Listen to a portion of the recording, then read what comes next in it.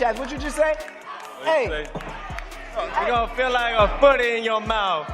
It's gonna feel like a foot in your mouth. It's gonna feel like a foot in your mouth. Come on, man. You know. Hey, to all y'all, when when does everybody consider leaving? I would smack the shit out of your bitch ass, nuts boy. in your mouth. Hey, I would smack the shit out of you. Like, yo, he's an acrobat. Let's now go, he's in Jam. clown mode. Stop clowning, man. Let's go, Jim. Hey, Ain't nothing to be funny watch your about. words. Big, nigga. it's like You a foot in your respect the mouth. pussy. Nah, I didn't plan that, but I see he tried to get in my head, so I returned the favor. He got a little bit too disrespectful. How did he get disrespectful? I heard him say something about my mother. I don't like mother games. I don't play certain games like that. So I don't respect that shit. But at the end of the day, it's a fight. Good job. Keep trying to do what he's doing, but I got to just stay focused on the task. As Teofimo Lopez leans into the face-off with raw disrespect, the air tightens, and suddenly maintaining composure becomes a real, visible battle for Shakur Stevenson. Something to try to get under my skin. I made sure I said things to try to get under his skin with his dad. The difference between me and him, I ain't gonna disrespect nobody's mother or nothing like that. So I guess he want to take it to a whole different level. So he got to stand by that. Was it easy for you in that face-off to keep your composure? Yeah, you know, it's 100 different things like hit him, slap him, push him, all that stuff going on. Shoved him a little bit. Yeah. Nah, I didn't shove him. I just bumped him. Yeah. But nah, you know, come fight night is all that matters. You can't even put no focus on that stuff. Guys is going to say different things to try to get under your skin, but you just gotta say. Teofimo and Shakur lock eyes and collide in a heated exchange, where sharp, disrespectful words spill from Lopez, slowly provoking Stevenson until emotion finally pushes him to react physically. Wait. I'm gonna tell you like this here. You better not say nothing about my daughter, anybody in my family. Have you considered leaving though? I'm gonna let you know that right now. Have you considered leaving though? Have you Leaving these nuts in your mouth? dick, boy? Suck a dick, ass boy. You's a bitch. I can't wait. And you a ligma. I can't wait. You a ligma. I can't wait. After Saturday, my keep dick. the same energy. Keep the same energy.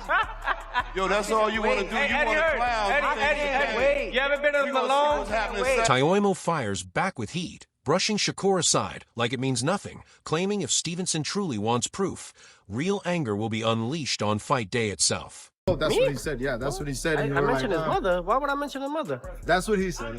They making up bullshit. Yeah, I don't mention mothers. What was he telling you in the face-off right there? Huh? What was he telling you in the face-off at the He gonna beat my ass, and he would. When the teams finally clash, tension spills instantly as Teofimo Sr. and Shakur's trainer trade sharp.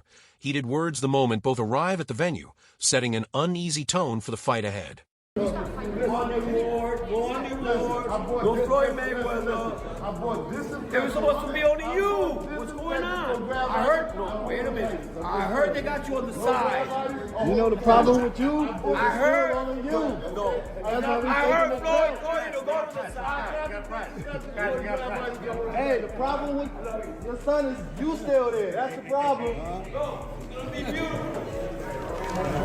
Teofimo claims people favor Shakur more simply because he's a black fighter, a remark that cuts deep and visibly offends Stevenson. People are picking Shakur. I believe he's a betting favorite. But you've been here before, right, with Loma, with Taylor. What's different about that this time around, or is there anything different about it? Is there any different feeling of it coming into this one compared to maybe those other ones? Yeah. What's that? He's a black fighter. Yeah, which got adopted by being Puerto Rican a few years ago. I don't freaking know that part, but yeah. That's Puerto Rican. Yeah. So does that create a difference? Like, I don't know, like how does that make a difference? The deeper, it's like the deeper the roots, the sweeter the juice. The blacker the berries. There you go. So that way, what's the deeper the darker the skin, the deeper the roots. My bad. I ain't too sharp. I ain't too. You're young. It's cool.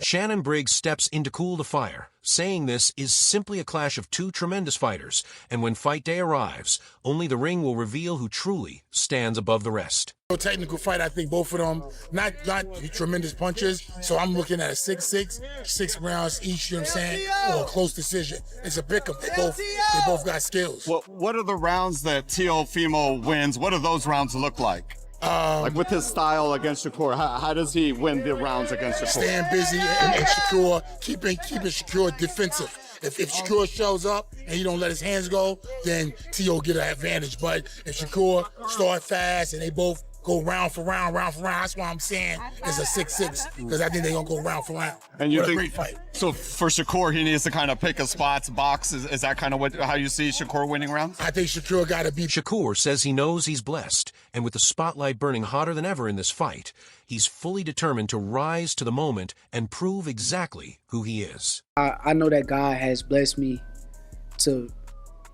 with these opportunities and putting me in the situation where the spotlight is on me, and I'm going to go in there and do what I got to do. I know from past fights and even the Cepeda fight, I've seen a lot of the kids from Newark around, and this time around you've bought some tickets for them and it's been publicized. What does it mean to you to be able to give back to that community that you came from? I just want to say this is not my first time doing it. It's just the first time that people have publicized it, but I've been doing this. That's something that I've been wanting to make sure that the kids from where I'm from that come from the same circumstances and situations that I come from, that they can see that it's possible. That's my main thing, that letting them know, like, you from Newark, your situation is bad, but that don't mean... Wade points out that Teofimo Lopez has already taken down bigger names with far deeper resumes than anyone Shakur Stevenson has stood across from, and that fact alone changes how this fight feels.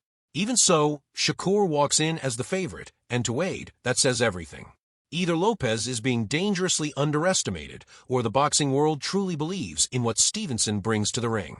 Wade leans toward the second option, convinced Shakur's reputation has grown through calm, consistent performances that never crack under pressure. Stevenson controls fights with patience, blending quiet assertiveness with elite defensive mastery, operating at a world-class level even against opponents who are naturally bigger and stronger. Still, most of Shakur's dominance is built from the back foot, slipping shots, countering with precision, parrying danger, and turning defense into quiet control. Teofimo and Shakur is a must-need, must-have in boxing right now, because we want to see the younger guys test themselves. And Teo did it at 23 with only 16 fights. There are pros that have 20, 25, 30 fights before they ever have that real, true, top-of-the-line world championship level test. And Teo was doing it when he was 23 years old and 16 fights in. And nobody wanted to fight Lomachenko. Nobody wanted that smoke, dude, until Teo went and took the belts off of him. Loma was looked at as invincible until that night. So Teofimo, that's one of the most gangster things I've ever seen in terms of his age and his record to go and do. Not because it was a scary fight, knockout, whatever, but because he out-techniqued one of the most technical boxers that we've seen in the modern era. This brings up the pressing question: how will his style hold up if he's forced to step forward against Lopez? The gap in size and raw power could push him beyond his usual rhythm, testing whether his defensive brilliance can bend and survive under relentless pressure. Teofimo Lopez puts his 140-pound WBO world title on the line against Shakur Stevenson. And in today's video, I'm going to be taking into account all the factors that are important going into this fight to make my prediction. Who has the much? I am on that side. Again, I'm not picking today. You'll get that in the next video. But I am on the side that goes, if Shakur is favored, it's because people are now coming to respect how good this dude is, to the point where it is, yes, the weight division he's looking to take over, but also that they don't believe that the size difference, that the power difference is going to make as much of an impact because of the defense of Shakur Stevenson. Size win fights. His composed performance against William Cepeda, blending control with assertiveness, reinforced his reputation for consistency at world level. Analyst Henry breaks down Teofimo Lopez's style, painting a vivid contrast between his wild, reckless aggression and the moments when he's at his smartest. He explains that Lopez can sometimes let overconfidence take the wheel, charging forward recklessly, abandoning caution, and relying too heavily on instinct, moves that rarely allow him to land his devastating power shots or claim rounds consistently. But Henry stresses that Lopez's truly best version is something else entirely: tactical, fluid, and unpredictable. The version we saw against Richard Barbosa. That fighter flows in and out, using speed to throw off his opponent's rhythm, striking with precise counters, and leaving everyone guessing whether he's about to advance or retreat. I think that Shakur wants to show how great he is. He said that himself. After we get out the ring, I want everybody to be talking about it like, yeah, I'm that guy.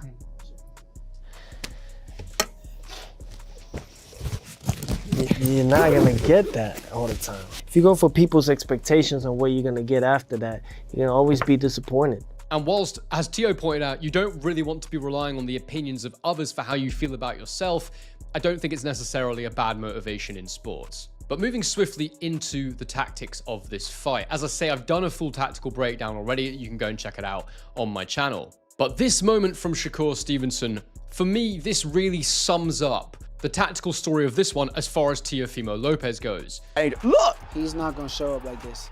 He can't.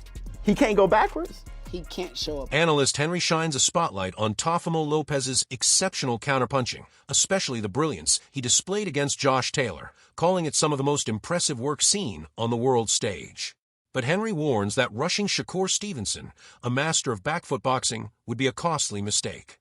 To prevail, Lopez must weave offense and defense together, shifting seamlessly between pressing forward and retreating, keeping every move unpredictable. He stresses that intelligence must guide Lopez, avoiding the reckless aggression that could leave him dangerously exposed. Stevenson's southpaw stance, precise lead hand control, and defensive mastery make him a daunting opponent, forcing Lopez to adapt with every second of the fight. Victory will hinge on Lopez's ability to read the moment, seize openings without overcommitting, and show respect for Stevenson's technical brilliance. Henry's breakdown makes it clear this matchup favors the fighter who blends strategy with raw athleticism, balancing daring aggression with disciplined execution, and outthinking and outmaneuvering their opponent in a battle that is as cerebral as is physical. Gets overly aggressive, who is overconfident, and just goes on the front foot with reckless abandon. He does not think about what he's doing to the same degree. He lunges far too much, and it just isn't the most effective way we can watch in boxing. It's not the best way for him to land his power shots. It's not the best way for him to even win rounds. The best Teofimo Lopez is, in my opinion, the one we saw against Barboza, the one that is in and out, using speed, breaking up his rhythm, making you uncertain as to whether he's coming forward or going backwards, counter-punching effectively. I mean, if you look at Teofimo Lopez in that Josh Taylor fight, it was some of the most beautiful and outrageous counter-punching I've seen at world level. And as we all know, Shakur Stevenson is that master back foot boxer. So if he does just rush him, it's not going to go well in my opinion. He needs to mix it up. He needs to be on the front foot sometimes, but also on the back foot. He needs to box Shakur, not try and fight him. Because as I said in that breakdown, Shakur's skills... Tim Bradley dives deep into the upcoming clash between Teofimo Lopez and Shakur Stevenson, painting a picture of how strategy and precise execution could decide everything.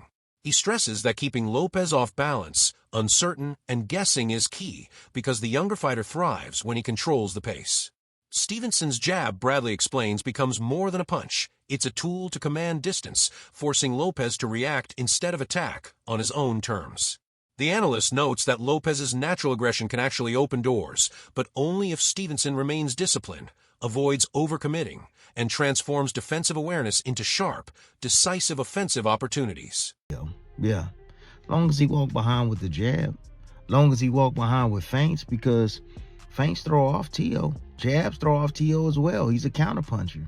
Yeah, he's a counterpuncher. So if you can keep him off balance and keep him guessing, keeping that jab in his face, and you force him back, yeah, he moves his feet, but he makes a lot of mistakes. Gets himself out of position a lot of times. He's out of position a lot of the times, man. Brings those feet together at times. Oh, yeah. When he moves side to side, same thing. He responsibly defensively, nah. When he disengages, defense is whack. Trash. Yeah. When he resets, a lot of time he comes in the range, he's standing straight up.